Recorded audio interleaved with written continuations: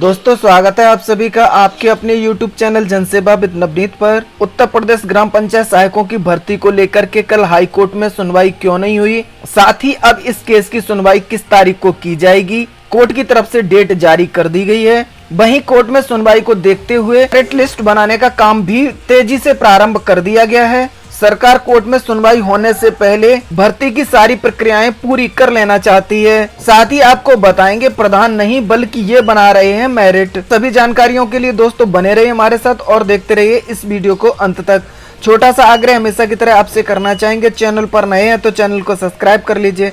जानकारी अगर आपको अच्छी लगे तो वीडियो को लाइक और शेयर कर दीजिए। तो दोस्तों जैसा कि आपको पता है ग्राम पंचायतों में पंचायत सहायकों के पदों पर भर्तियां की जा रही हैं। इसको लेकर के बवाल थमने का नाम नहीं ले रहे हैं। एक याचिका हाई कोर्ट में तो एक याचिका सुनने में आ रहा है कि हाई कोर्ट की लखनऊ बेंच में भी लगा दी गई है। वहाँ पर भी कल इस संबंध में सुनवाई देखने के लिए मिली थी शिवशंकर और 4 अदर की याचिका पर। वहाँ पे क्या कुछ जानकारी देखने के लिए मिली है सूत्रों के हवाले से, उसके बारे में भी आपको बताएंगे। उससे पहले दोस्तों आपको जानकारी दे दें, कल सभी की निगाहें इलाहाबाद हाई कोर्ट पर लगी हुई थी। वैसे ही लोग इसी को लेकर के परेशान हो रहे थे कि इलाहाबाद हाई कोर्ट में देवी प्रसाद शुक्ल की याचिका पर सुनवाई के दौरान क्या कुछ देखने के लिए मिल सकता है।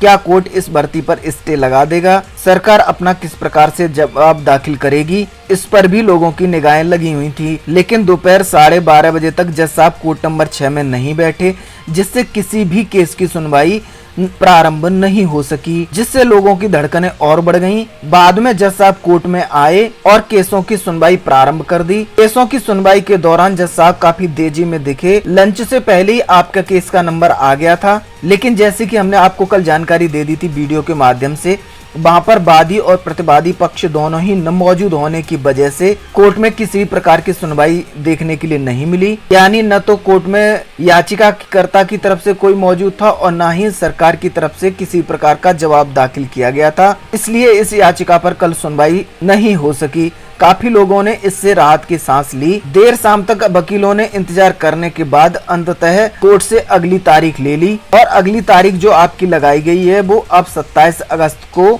लगाई गई है। उम्मीद जताई जा रही है कि 27 अगस्त को कुछ बड़ी सुनवाई देखने के लिए मिल सकती है। फिलहाल में कोर्ट से 27 तारीख की तारीख लगा दी गई है। कॉज लिस्ट जारी होने दीजिए, फिर आपको बता देंगे 27 तारीख को भी सुनवाई होगी या फिर सुनवाई नहीं होगी। साथ ही याचिका में एक नया मोड़ देखने के लिए मिल रहा है। पहले जो याचिका लगाई गई थी जिस संबंध में हमने आपको जानकारी दी थी, उसमें कोर्ट से मांग की गई थी कि जो रोजगार सेवक हैं इनको वरीयता के तौर पर पंचायत सहायकों के पदों पर भर्ती का मौका मिले।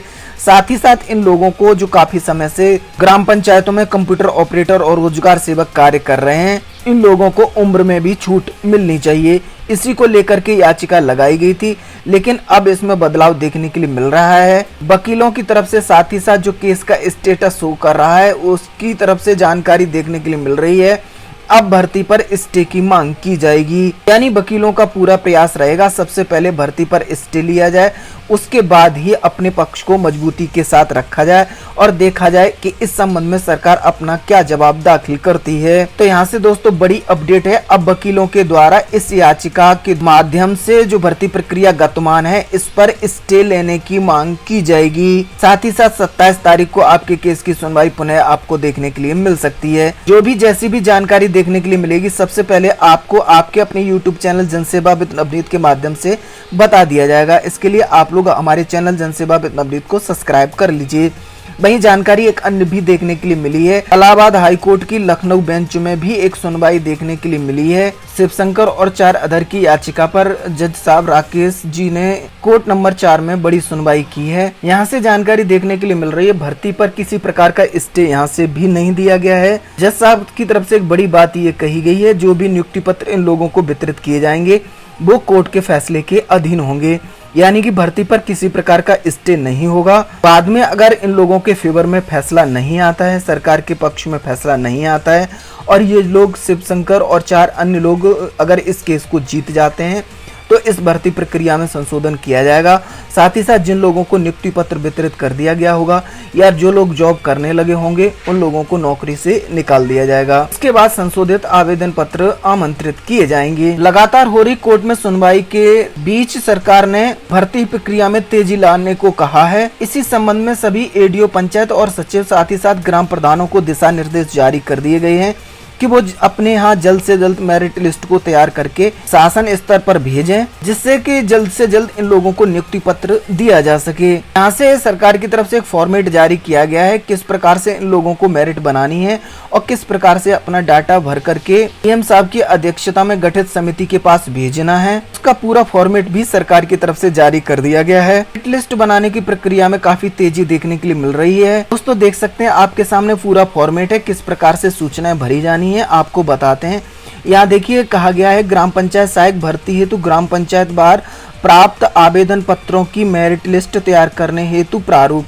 इस प्रकार का प्रारूप सभी ग्राम प्रधानों के पास भेज दिया गया है। इसी प्रारूप पर प्रशासनिक समिति के द्वारा जिन जिन लोगों ने आवेदन पत्र किए उनको वरीयता क्रम में लगाते हुए मेरिट लिस्ट तैयार करना है। अब इस पर क्या क्या सूचनाएं ग्राम प्रधानों को भरनी है इस संबंध में भी आपको जानकारी दे दें। यहाँ पर देखिए सबसे पहला कॉलम दिया गया है क्रम संख्या, उसके बाद दिया गया है विकास खंड का नाम, यानी जिस विकास खंड में आपका ग्राम पंचायत पड़ता है उस विकास खंड का नाम यहाँ पे लिखना होगा। उसके बाद प्रशासनिक समिति यहाँ पर ग्राम पंचायत का नाम डालेगी जिस ग्राम पंचायत के लिए ये लोग लिस्ट अपनी भेज रहे हैं। उसके बाद आवेदक का नाम, आवेदक के पिता का नाम, साथ ही साथ अगले कॉलम में आवेदक की उम्र यहाँ पर भरी जाएगी, जिससे यह पता लगाया जा सके जिन लोगों ने आवेदन पत्र किए हैं ग्राम पंचायत में उनकी उम्र कम ज्यादा तो नहीं हो रही है। उसके बाद जाति का कॉलम दिया गया है। इस कॉलम में आवेदक की जाति भरी जानी है, यानी वो SC, OBC या सामान्य वर्ग से बिलोंग करता है। इस कॉलम को यहाँ पर इसलिए रखा गया है कि क्योंकि आरक्षण नियमों के तहत इसमें किसी प्रकार का बदलाव न हो पाए, किसी भी गलत व्यक्ति का यहाँ से चयन न हो पाए, इसलिए यहाँ पर जाति का कॉलम रखा गया है।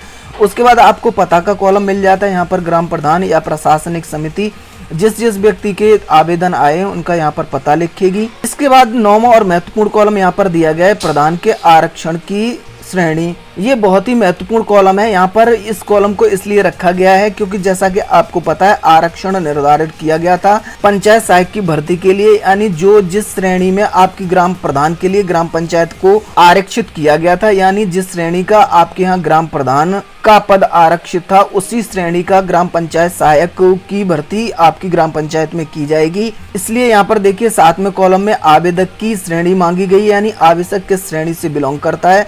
और उसके बाद 9वें कॉलम में आपकी ग्राम पंचायत किस श्रेणी के लिए आरक्षित थी, SC, OBC या फिर जनरल, उसके बारे में जानकारी मांगी गई है। उसके बाद आपको कॉलम मिल जाता है हाई स्कूल के लिए। पूर्णांक और प्राप्तांक भरने हैं आपको 10वें और 11वें कॉलम में। यहाँ पर हाई स्कूल में अभ्यर्थी का कितना प्राप्तांक है और साथ ही साथ उसकी परीक्षा के लिए कितना पूर्णांक निर्धारित किया गया था, इन दोनों कॉलम में जानकारी भरनी है। उसके बाद इसी प्रकार से इंटरमीडिएट की जानकारी यहाँ पर भरी जाएगी। अब यहाँ पर अगले कॉलम में यानी 14वें कॉलम में जानकारी मांगी है कुल पूर्णांक, हाई स्कूल और इंटर को मिलाकर के अभ्यर्थी का पूर्णांक कितना हो रहा है, इस कॉलम में जानकारी भरी जाएगी।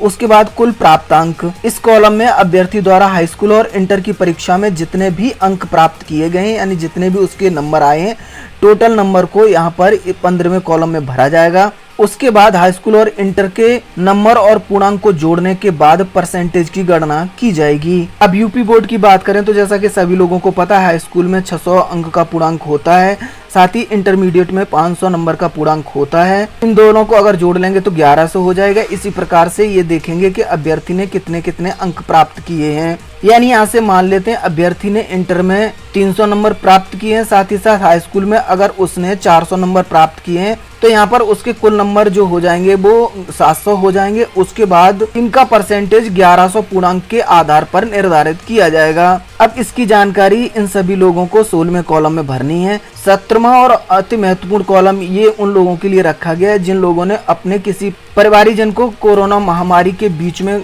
खो दिया है। ऐसा कोई व्यक्ति अपनी ग्राम पंचायत में पंचायत सहायक के पर नियुक्त होना चाहता है और उसने इस भर्ती के लिए आवेदन किया है तो उसकी जानकारी इस 17वें कॉलम में भरी जाएगी।